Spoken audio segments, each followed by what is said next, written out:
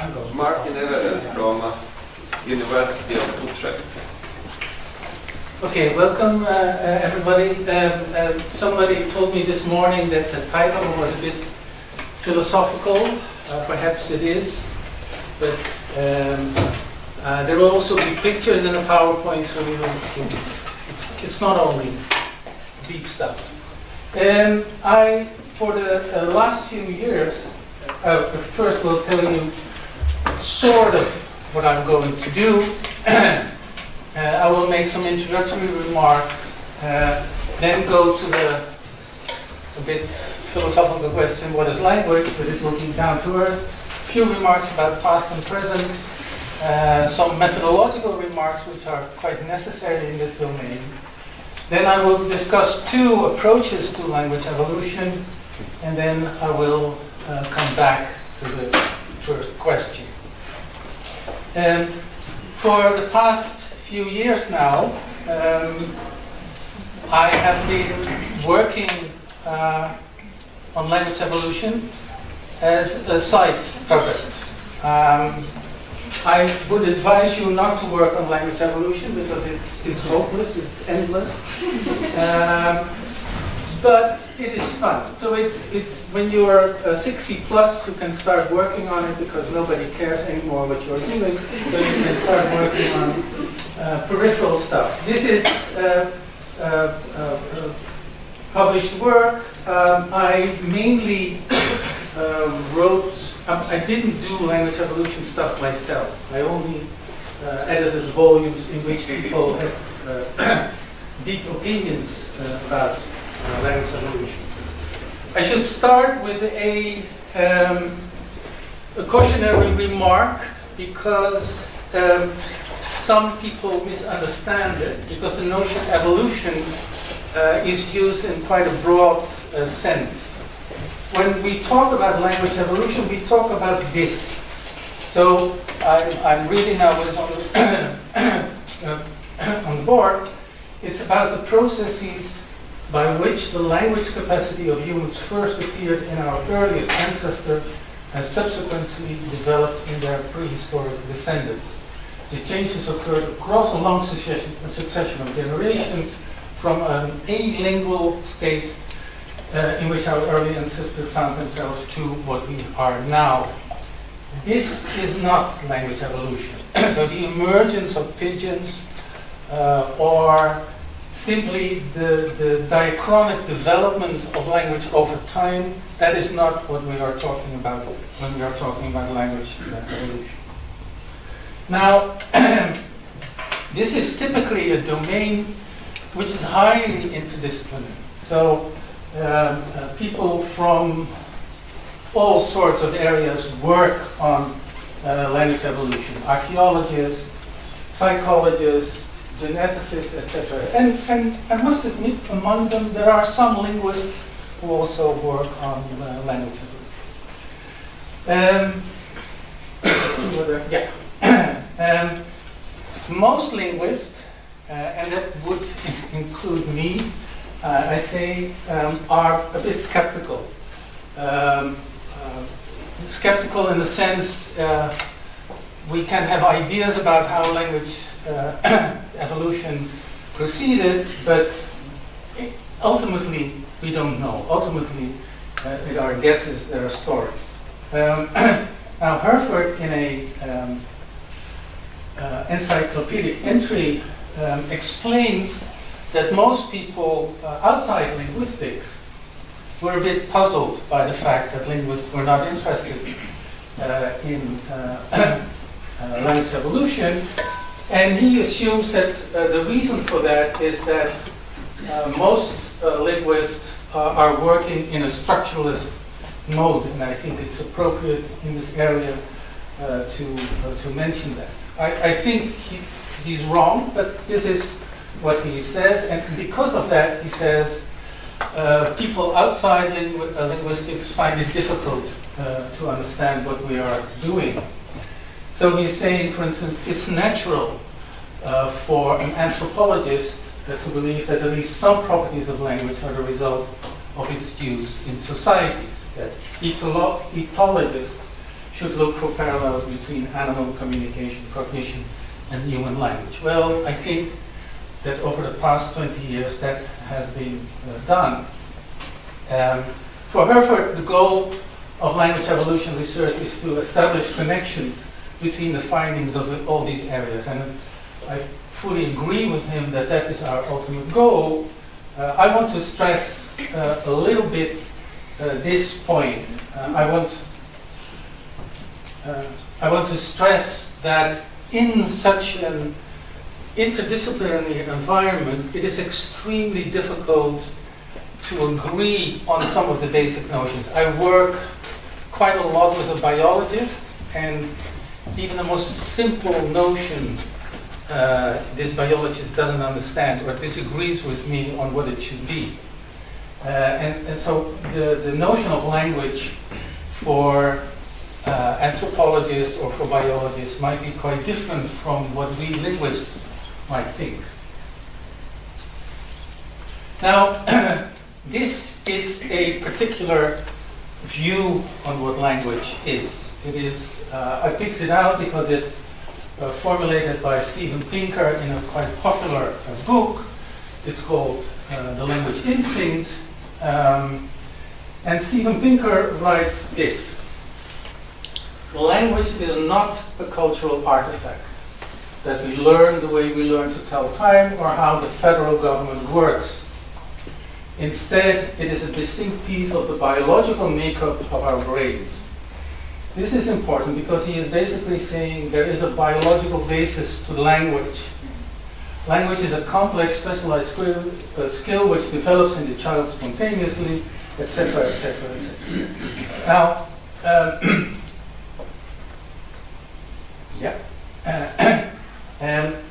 and he ends, for these reasons, some cognitive scientists have described language as a psychological faculty, a mental organ, a neural system, and a computational module, all quite vague terms, and he prefers the admittedly quaint term instinct. Conveys the idea that people know how to talk in more or less the sense that spiders know how to spin webs. This is a particular view on what language is.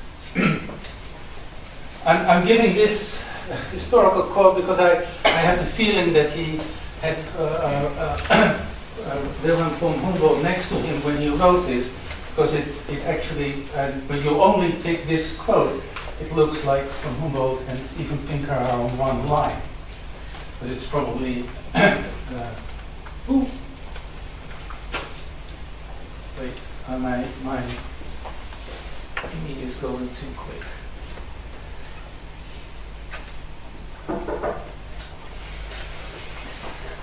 Yeah, sorry. Yeah. So now I have to be patient.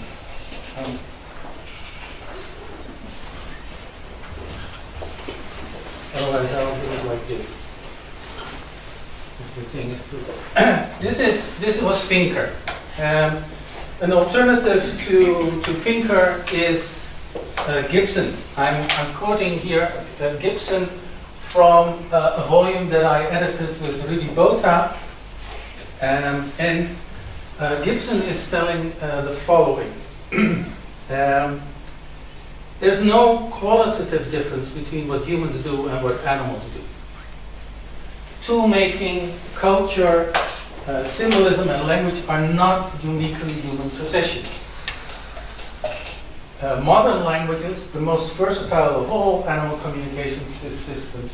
You see in these quotes that she is not making a difference between what we do and what our fellow animals are doing. She has a very strong position. Modern languages are just multi-purpose communication devices embedded within a multi-component communication system. Probably ancestral languages and proto-languages were as well. What for me is important that here, for Gibson, the notion communication system is central. So that is what for Gibson is what makes language is a form of a communication system. The most well developed, but not basically different from what whales or ants or bees are doing. So, and since Gibson is doing research in a particular domain, she says, great apes are our closest phylogenetic kin, a broad range of language-related cognitive, technological, social, and communicative capacities. This entire range of capacities is likely to have been inherited from the last common ancestor of great apes and humans, and hence to have set the stage for the evolution of adaptively versatile hominid species. So she sees a gradual movement from what the great apes were doing to what we are doing.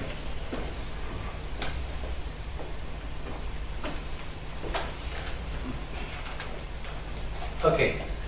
I've given you the two to make clear that people can have a slightly different focus on what is crucial in language, what is essential in language, what is important in language for them.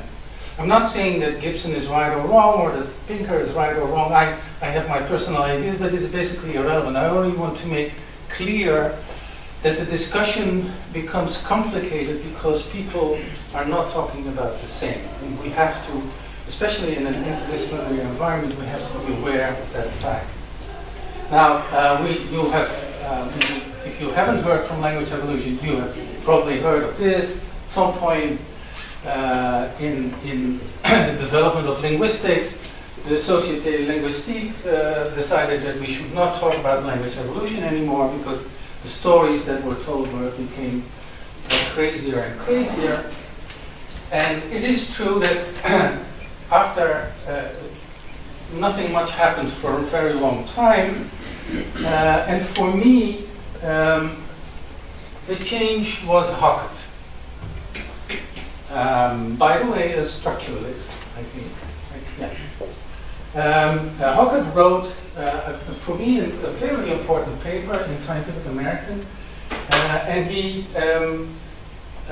says natural language has unique properties, among which symmetricity, arbitrariness, discreteness, I'm not going to explain these notions, but he has a list of features, and he's saying, okay, these are features that natural language have, and some of the animals also have them, but by and large, these things make us different from other animals. For many people, the subsequent step in the history was a paper by Pinker and Bloom in behavioral brain sciences called Natural Language and Natural Selection. This is the story. I disagree with that story because I believe that after Hockett, the most important contribution is a contribution that is often forgotten, and it's the contribution by Eric Lenneberg.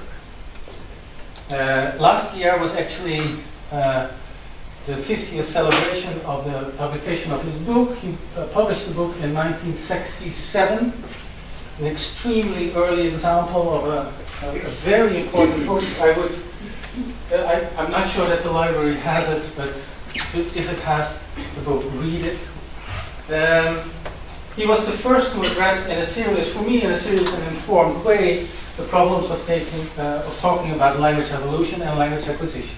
He is basically the person who introduced the notion critical period in language learning into the debate. And he was not a linguist, he was a neuroscientist, psychologist. Well, we can't call him a neuroscience because that field didn't exist at that point. It is important. It's an important book, and I think that this, he died quite early. That's why his work hasn't been advertised that much. But I think it's a really important book.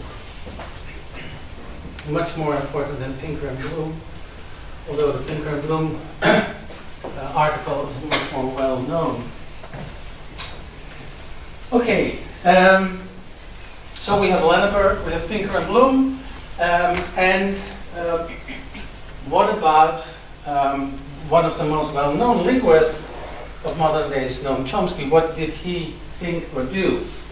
I think it's fair to say that Chomsky moved linguistics from the humanities to psychology and biology, but although he moved into the direction that language evolution would be, you would consider language evolution a reasonable topic to study, he was always skeptical. So he said, this is a quote from him, there are many much simpler questions that are scarcely investigated, such as the evolution of communication in the hundreds of species of bees, because they are regarded as much too hard. So he said, why study language evolution in humans when studying the development of communication system in other species is already so difficult? And he based himself on a paper by a Lewontin biologist that he quotes quite a lot.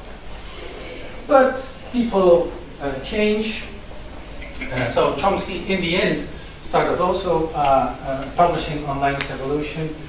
But linguists, despite the skepticism in the field, started working on language evolution. And I picked out three: Ray Jackendorf, Jim Herford. I all of a sudden forgot his first name, but these are some of the publications that are all stories about how language evolved. And as I said, despite the reservation, Chomsky himself started publishing on this topic, and this paper was, in a sense, I think, important because, contrary to this paper was written together with two evolutionary biologists, Mark Hauser and Tecumseh Fitch. And because it was written together by evolutionary biologists and it published in Science, it was perhaps taken more seriously than other stories.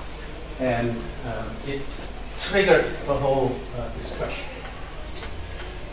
Now, before I'm going to give you two of those stories, I want to highlight something that Rudy Botha, in a book called Language Evolution of Windows Approach, highlighted in 2016. And he says, well, okay, it's fine to do language evolution, but you researchers, you have to be quite clear on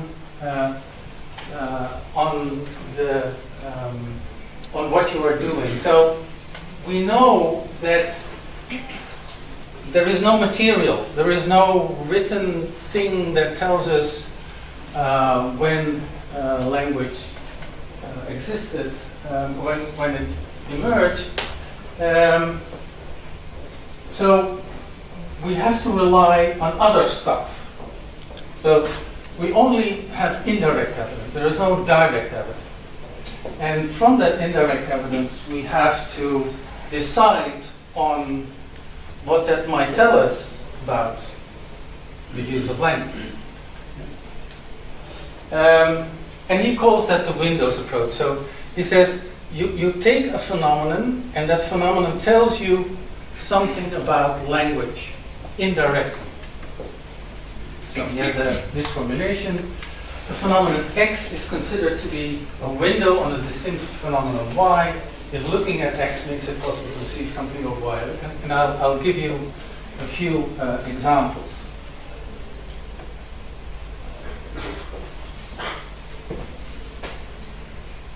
I'll skip this. So I'll give you an example. This is Blombos Cave. Rudy Botha works in South Africa, so he was very close to when this happened. The cave on this picture below is Blombos Cave, South Africa. It's famous because it was found to contain some of the oldest traces of human imagination. Yeah. I'm using the imagination. Others will say symbolic behavior. whatever you use, imagination or symbolic behavior, it's extremely difficult to define what you actually mean, what symbolic behavior is. This is actually a definition that I borrowed from Erik Roland, my colleague. Imagination, in a most modern sense, results of imagination freed from the use in the direct struggle for life with the natural environment. As an illustration, the next slide shows you perhaps a product of imagination. So we are talking about something that we can date to 70,000 years before present.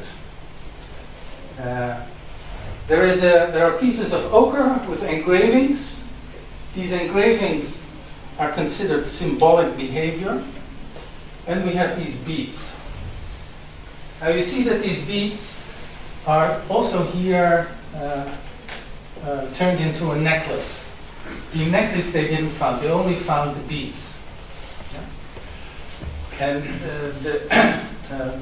getting these beads, when Henshelwood found these beads, he said the following. Because I found these beads, and here are the inferential steps that he is taking. From data about certain properties of the marine shells, it is inferred that these shells were born as beads by humans some 75,000 years ago. So you see shells, but the shells have holes in it. So the assumption is that it's not simply shells, but deliberately with a hole so that they were used as beads. From the assumption that these beads, it is inferred that these humans engaged in symbolic behavior. So if you are struggling to survive, why on earth would you make a necklace of beads? Yeah. So the creature doing this was giving some sort of a symbolic behavior. From assumption about the symbolic behavior of these humans, it is inferred that they have fully syntactical language. Now this last step, and that is the step that Henshelwood is taking, is quite a big step. But he's basically saying, if there is a creature who is capable of doing this, then that creature must have language. Same with this. We see here a shell, actually in the possession of a museum in the Netherlands, and there are etchings visible. It's very difficult, but they have studied the etchings, and they are not random, they are deliberately. So again, the assumption was this is rudimentary symbol behavior. Why on earth would a creature, in this particular case, much earlier, so 500,000 years ago, why would such a creature carve into a shell these forms? Now, in the science publication, or it was Nature, I forget, nobody says anything about symbolic behavior or language, but in more popular publications in Scientific American, the suggestion is made, if this creature, 500,000 years, could etch on these shells, that must have been a creature who might have had language. So here's another example, another type of window approach. Bickerton is saying, I know a lot about pigeon languages, and my assumption is that what is happening in pigeon language also happened a very long time ago in something that he called proto-language. I have to look at the time. Yeah, I'm still sort of okay. So I will not dwell too much on Bickerton. So the Windows approach says it's perfectly fine. I accept that we have to make statements from outside language to say something about language, but please be explicit on the inferential steps you make. And I think that really is completely right. Okay. Now, this is the general problem, and now I'm stepping to two approaches one within the context of biolinguistics, another one by Corvallis. Now, biolinguistics is a recent field of linguists who consider the biological basis of language very important, and that's why they have started this notion of biolinguistics, although it's actually a quite old notion because Lenneberg was basically already using it.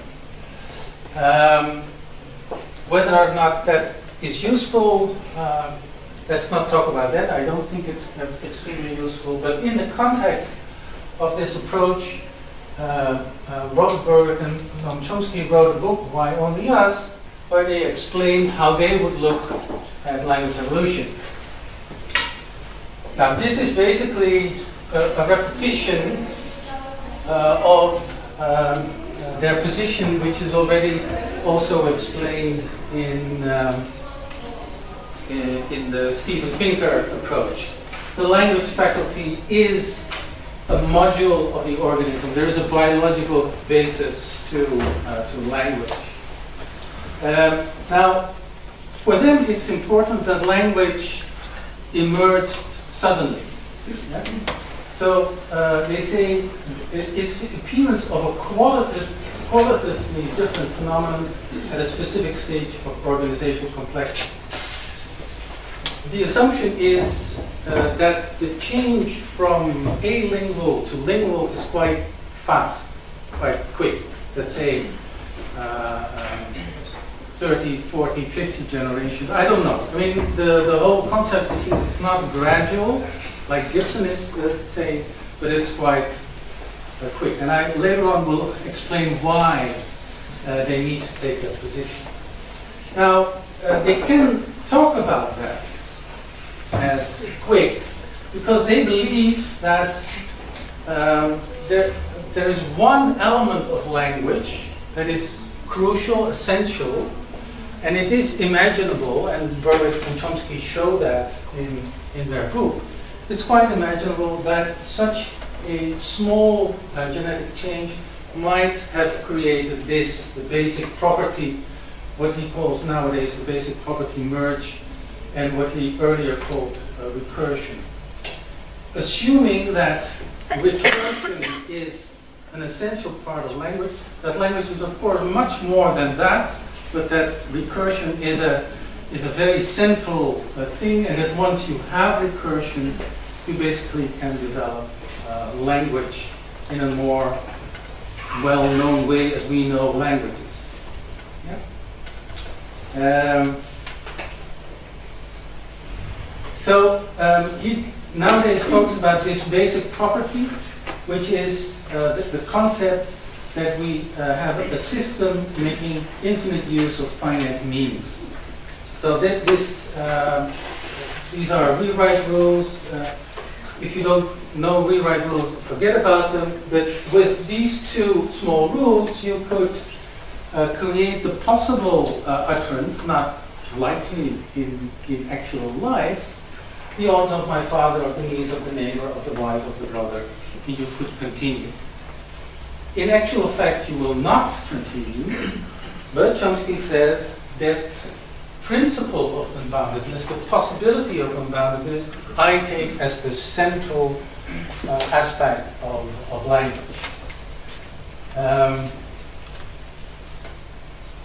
So, in order to make that clear, I think that Chomsky made a very useful distinction between faculty of language in the narrow sense and the faculty of language in the broad sense. It's useful in order to understand what he is talking about. It is not necessarily useful for other linguists. But he's saying, okay, there is the faculty of language in the narrow sense, and when we talk about the evolution of language, we are talking about having this, the faculty of language in the narrow sense, the ability to compute units into larger units. So the structural aspect of language, that is what the faculty of language in the narrow sense is. And then we have the faculty of language in the broad sense. All other factors, cognitive, biological, anatomical, whatever, that contribute to the acquisition and use of language.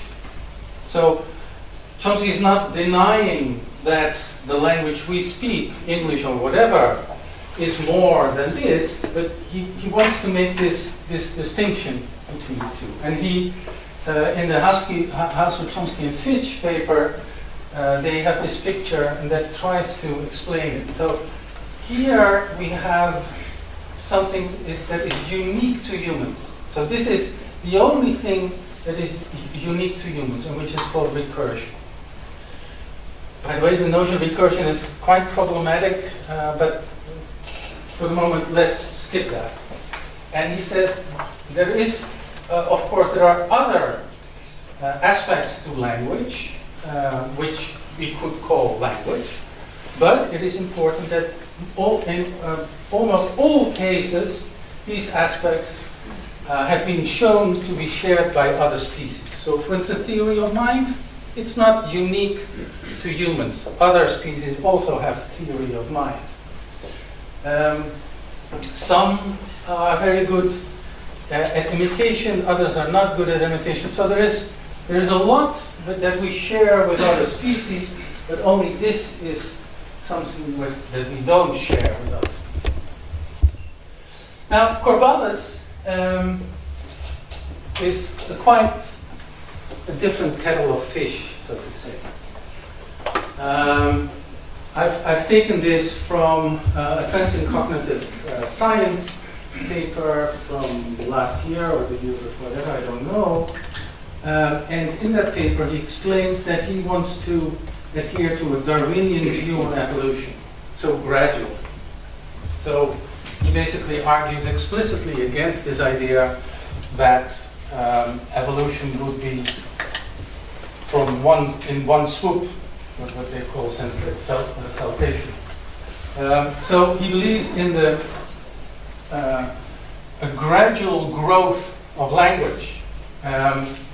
He does admit that evolutionary theory nowadays is not only about this adaptive behavior, that there is more, and that there are some changes that lead to quite drastic changes in evolution, but still he believes that the whole story of language evolution better fits this Darwinian approach. And he quotes the fact that Pinker and Bloom also discuss a number of these Darwinian possibilities. There is every reason to believe that language has been shaped by natural selection, as it is understood within the orthodox synthetic or neo-Darwinian theory of evolution.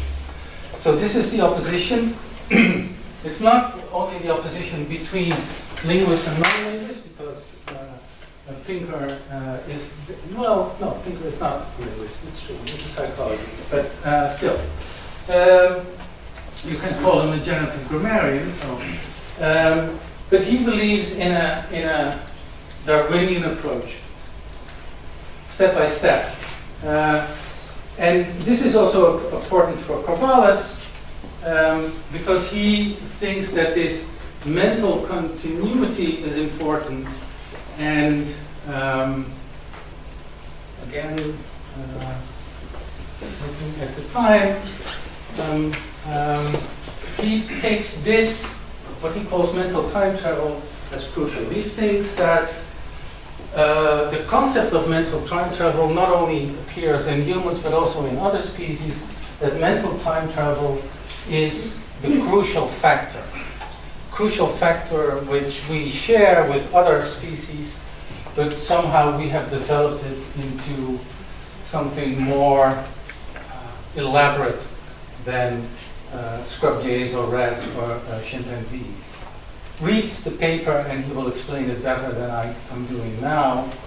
And there is a reason for this mental time travel, because he can neuroscientifically relate it to the hippocampus, and that might also be relevant for language. So there is a neuroscientific glitch to this whole story of Corvallis.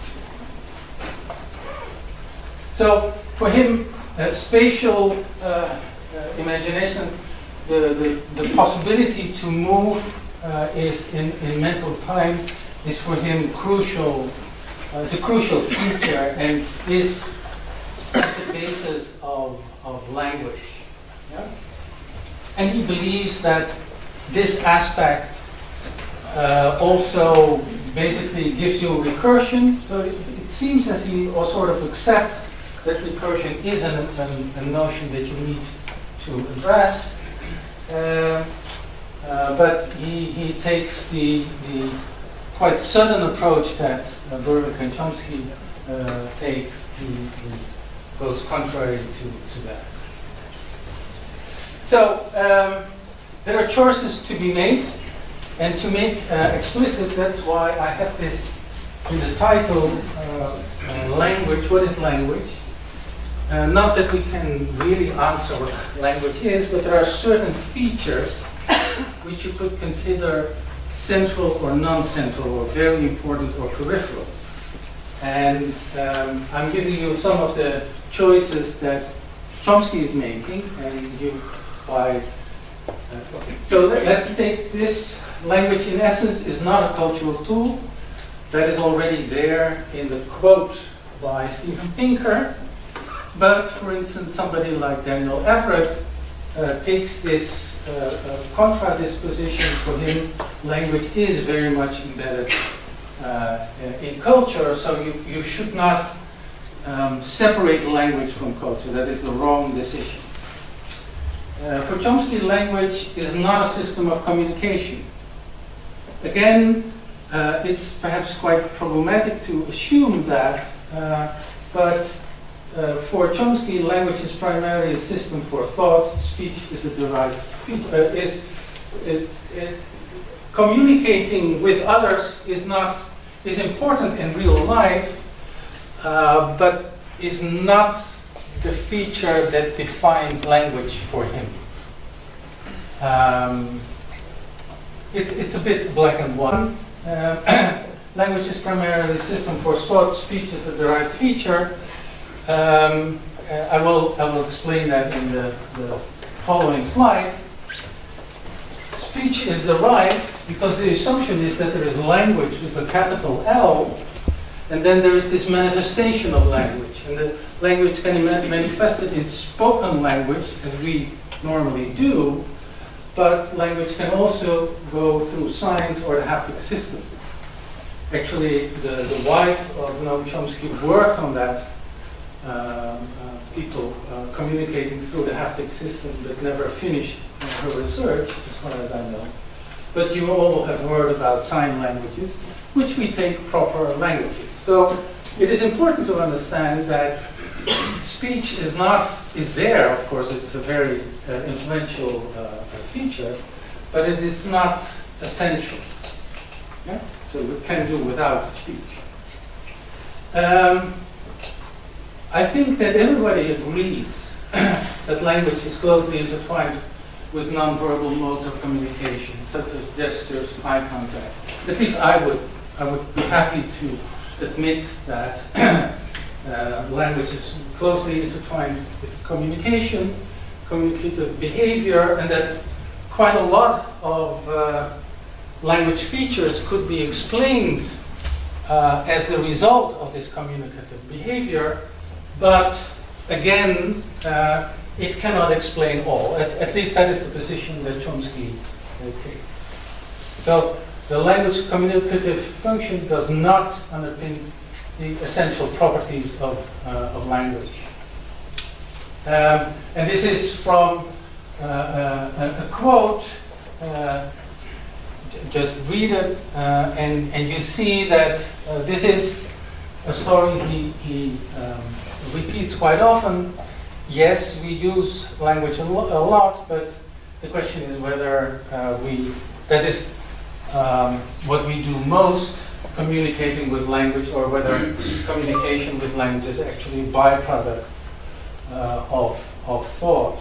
And a lot of communicative behavior is actually not about communication, depending on how you define communication, of course. Okay? So once you have seen these choices, I'm almost finished, I guess. Once you have seen these choices, you now understand, I will try to explain to you that the position by Jekyll and Steven Pinker is untenable for him. Ray Jekyll and Steven Pinker say individuals endowed with a more highly developed language faculty had some adaptive advantage over those with a less highly developed one. So natural selection played a role in each step. However, if you take that route, you have to assume that that adaptive advantage is more communicative power. And given the fact that Chomsky doesn't accept that, he can't take this route. He can't take this adaptive behavior, so he will opt for this saltational view that first there is something that gives huge adaptive power, and then it's externalized as language.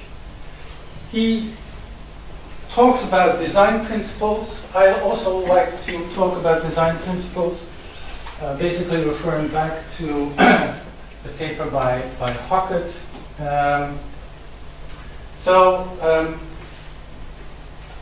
For Chomsky, the rapid phenotypic change is easier to handle if change is not triggered by communicative empowerment. Then this is the option that you could take, and this is what Chomsky is taking. Again, I'm not saying that he's right. I personally am prepared to believe his story, but for today, I only want to get across is that you have to take certain decisions on what you think that is important, and once you have taken those decisions, you can see which data are relevant for your story about language evolution.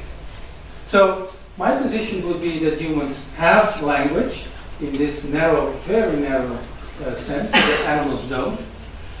However, at the same time, I realize that many aspects of language we might share with other animals, although they might lack the full range we have access to. So it could be that we are the best of all worlds, that we pick all the relevant communicative stuff that other animals have in isolation and combine that into what we now call language. A cautionary wrote the story that I'm telling about biolinguistics is you can't even call it a minority view. I mean, when Bob Burke is seeing this video, he will kill me, but it's peripheral.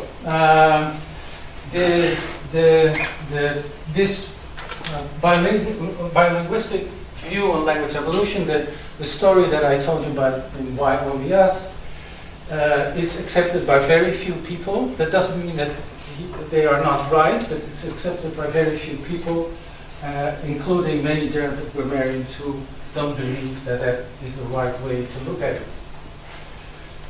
My last important in this debate is that anyone should be explicit on what exactly language is, so that anyone can claim that animals do or don't have language. That's it.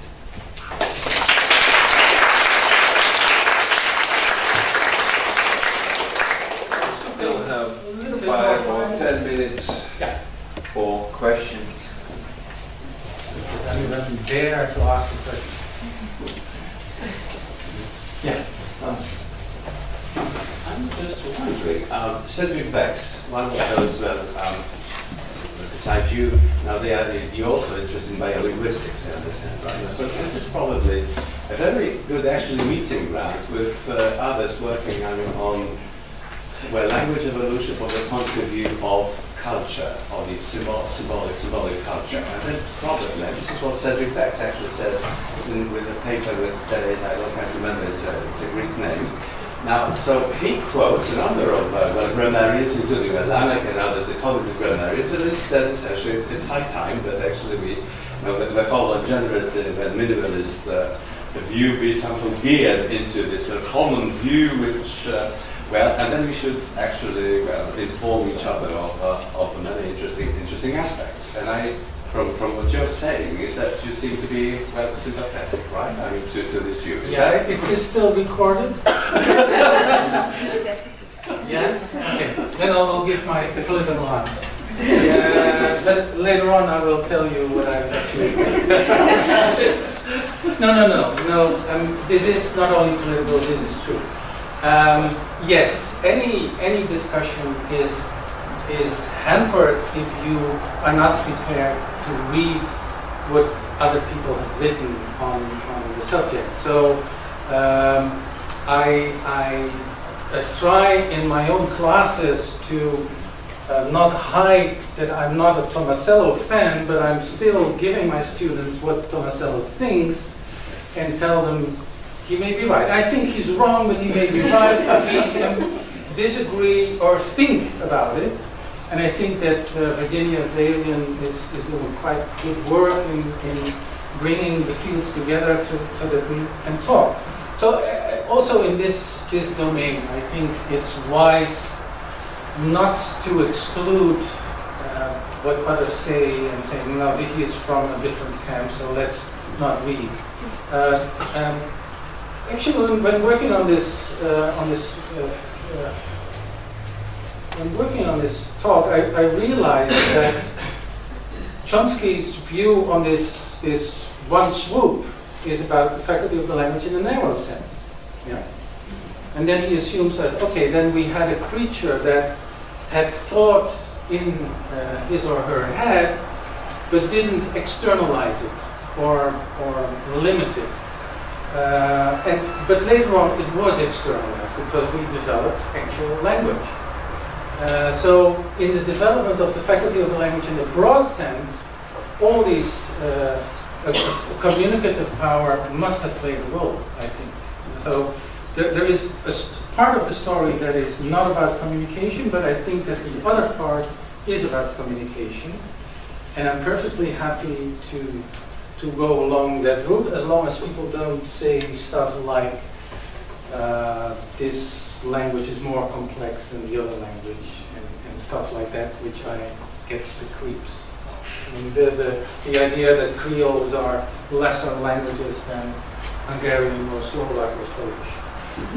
Or that Russian, what is better, Russian or Polish? My teacher of German always said, well, you start out with English, that you are doing here. Don't take notice of that. Dutch is a little bit better, but you have to move to German, the language of the philosophers and the real poets, etc. So it's even worse now because you're moving into the animals' language. Yeah, maybe the animal languages are much more effective than what we are doing. I don't know whether they have any rising principles. I don't know whether we ever studied whether chimpanzees or finches applied the rising principles. I don't know. Okay, thank you very much, Martin, for your lecture. It's time for break. We continue at 4.